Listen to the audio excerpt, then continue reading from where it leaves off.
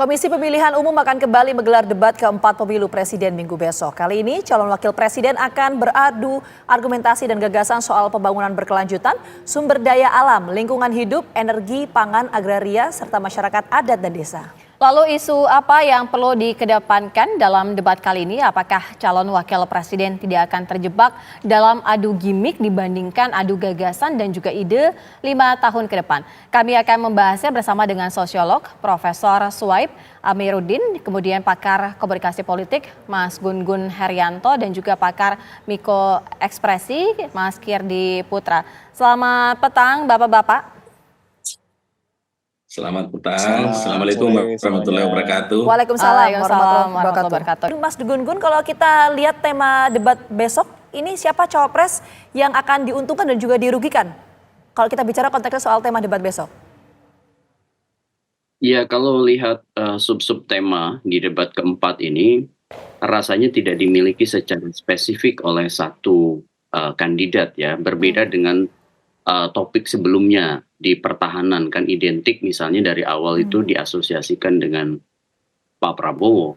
Nah artinya di debat sub-sub debat keempat ini sebenarnya semua kandidat punya peluang yang mirip-mirip atau sama untuk sebenarnya menyiapkan diri melakukan FCR atau Finding Conclusion Recommendation itu dengan optimal gitu ya.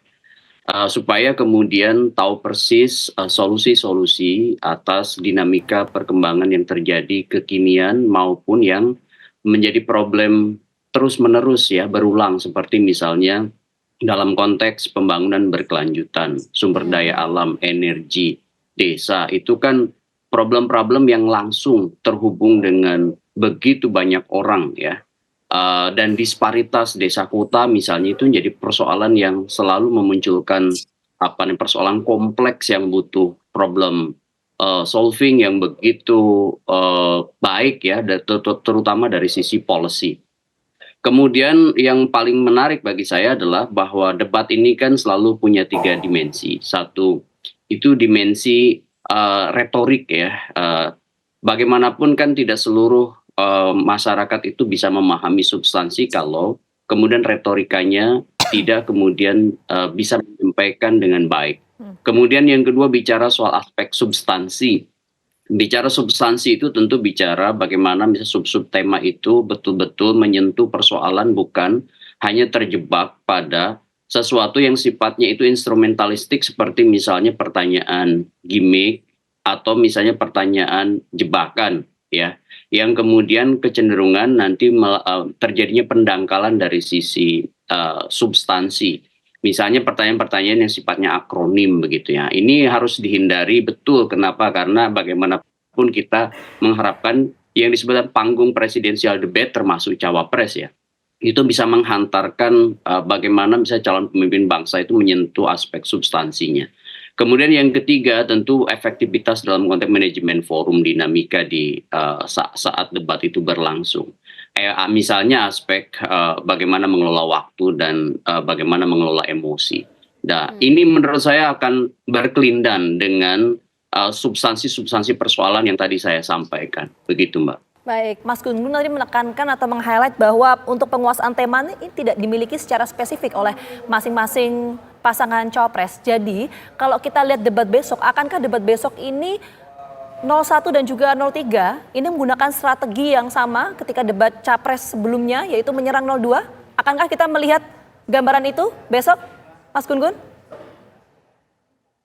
Saya melihat potensi untuk kemudian dialektika di debat cawapres itu menguat begitu ya.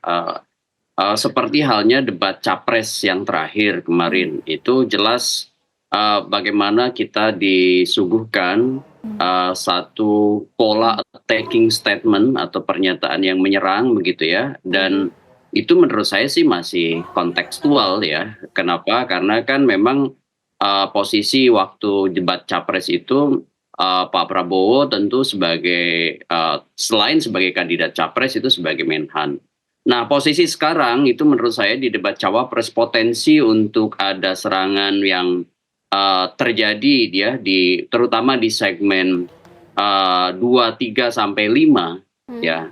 maksud saya segmen 3 sampai 5 itu akan semakin menguat. Kenapa? Karena ini adalah kesempatan yang semakin mendekati fase akhir masa kampanye, sehingga kemudian proses untuk menguatkan positioning mereka masing-masing itu menurut saya dibutuhkan oleh terutama misalnya 01 sebagai pembawa narasi perubahan, dan 03 yang tentu juga harus mengejar ketertinggalan terutama dari 02 dan tentu juga 01 belakangan kan. Nah, jadi proses ini merupakan proses yang menurut saya penting ya, terutama untuk meningkatkan keyakinan pemilih, terutama dari kelompok undecided voters gitu ya, dan swing voters, untuk kemudian mempertimbangkan siapa di antara cawapres yang lebih kredibel, yang lebih visioner, yang lebih punya kualifikasi memadai dari sisi sub-sub tema yang diperdebatkan. Maaf, saya potong sedikit. Kok tadi Mas Gun Gun menyampaikan ada potensi untuk serangan? Potensi serangan ini sifatnya serangan personal atau menyasar ke substansi tema? Saya melihat akan lebih pada substansi. Kenapa? Karena kayak Prof. Mahfud misalnya atau Caimin paham betul, belajar dari debat ketiga kemarin ya, bahwa kalau misalnya serangan terlalu ofensif ya dan tidak memiliki ritme, itu justru yang diuntungkan adalah kandidat yang mampu memainkan yang disebut dengan CPM atau Communication of Privacy Management. Kapan membuka, kapan menyerang, kapan menutup, begitu. Ofensif dan defensif di forum itu penting. Nah, ini dalam konteks bacaan komunikasi politik, serangan itu penting ya dalam debat. Kenapa? Karena debat itu butuh dialektika, hanya kemudian yang berkonsep, artinya masuk pada wilayah substansi, kemudian dengan cara menjaga ritme, tidak kemudian betul-betul menyerang dari awal, tetapi memainkan yang disebut dengan pola ya, tadi yang saya sebut CPM atau Communication of Privacy Management itu. Sehingga kemudian publik bisa melihat ya, bukan serangan yang sifatnya diarahkan pada personal, tetapi lebih pada substansi terlebih ya.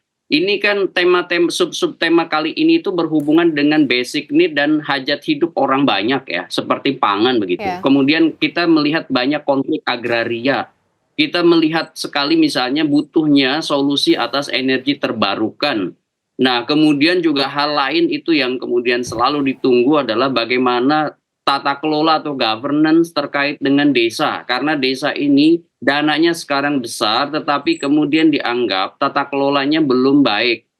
Sehingga dari sisi misalnya politik anggaran, politik kebijakan yang kemudian itu diharapkan ke depan, master plan jika mereka kemudian berkuasa itu seperti apa? Apakah kemudian misalnya punya revisi-revisi yang signifikan atas governance yang sekarang ini dilakukan, atau justru melanjutkan apa yang sekarang ada begitu ya. Nah, proses-proses seperti ini tentu akan jadi bahan evaluasi terutama bagi kelompok-kelompok yang memang berkepentingan atau terdampak ya dari sub-sub tema yang kemudian diperbincangkan. Mas Gun Gun, tapi kalau misalnya dilihat dari komunikasi yang akan disampaikan dari ketiga cawapres ini, sebenarnya yang paling mengena begitu terhadap yang pemilih yang undecided voters itu yang seperti apa? Mereka yang secara terang-terangan atau belak-belakan, atau juga yang cara berkomunikasi secara santun dan lain sebagainya begitu?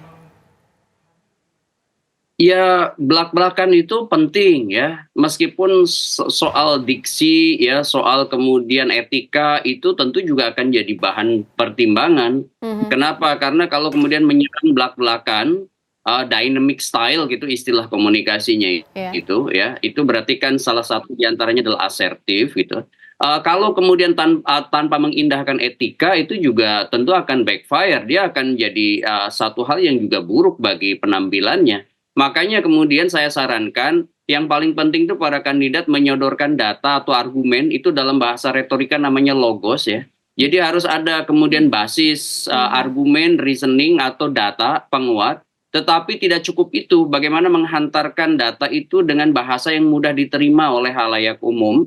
Ya, jangan kemudian asik dengan dirinya sendiri, kemudian apalagi misalnya hanya ingin mempermalukan mitra berdebat, karena orang yang kemudian diajak berdebat itu kan sebenarnya mitra berdebat, ya. Nah, itu juga perlu dipahami. Kemudian yang terakhir, bagaimanapun kan ini bukan debat di level bawah, ini high level yang tentu tujuannya adalah untuk menunjukkan calon wakil presiden yang lebih kredibel, yang bukan hanya semata-mata ban serep, Iya. sehingga posisinya itu menjadi penting. Pemikiran, artikulasi pemikiran dan kebijakannya ke depan itu bagaimana mendukung capresnya untuk sub-sub tema yang diperdebatkan begitu. Baik, Mas Gun-Gun, kalau kita lihat debat cawapres besok itu seberapa signifikan bisa memberikan suntikan elektoral untuk masing-masing pasangan calon? Iya, insentif elektoral dari debat itu kalau lihat dari pemilu ke pemilu itu kan memang tidak terlalu signifikan ya. Plus minus itu kan 5%. Sebenarnya ya kalau kita mau jujur, tetapi menurut saya ini agak berbeda konteksnya pemilu 2024 ini dengan pemilu-pemilu sebelumnya. Kenapa? 56% dari 204 juta pemilih kita ini kan gen milenial dan gen Z. Gitu ya. Dan ini adalah proporsi paling besar di antara basis pemilih yang ada. Yang itu mereka sering disebut sebagai digital native. Ketika misalnya mereka digital native, maka salah satu yang akan memengaruhi mereka itu adalah percakapan, interaksi di sosial media. Makanya sebenarnya yang mungkin saja mereka tidak menonton debatnya pada saat live, ya sebagian besar dari mereka itu, tetapi mereka mengikuti perbincangan atau percakapannya di sosial media. Makanya sangat mungkin terjadi yang disebut dengan symbolic convergence ya. Inilah yang konsep Ernest Borman ini menurut saya relevan. Kenapa? Karena bisa terjadi kesadaran, berbagi kesadaran bersama, misalnya mengamplifikasi perdebatan yang terjadi di panggung debat cawapres itu kemudian ditarik ke sosial media, kemudian ditarik ke komunitas dengan konsep connected media. Nah, itu bisa aja kemudian merankingkan isu di proporsi pemilih yang jumlahnya besar ini, sehingga kemudian bisa aja kemudian juga berpengaruh kepada kelompok pemilih ini untuk kemudian menentukan pilihan di injury time. Dan satu lagi, yang bisa aja terpengaruh besar itu adalah kelompok kritis, yang sampai sekarang belum menentukan pilihan, masih menunggu misalnya basis-basis data, argumen yang disodorkan oleh para kandidat, termasuk capres dan cawapres ini. Sehingga kemudian kalau melihat angka Litbang Kompas pada saat misalnya rilis ada 28% undecided voters, jumlahnya tentu ini besar.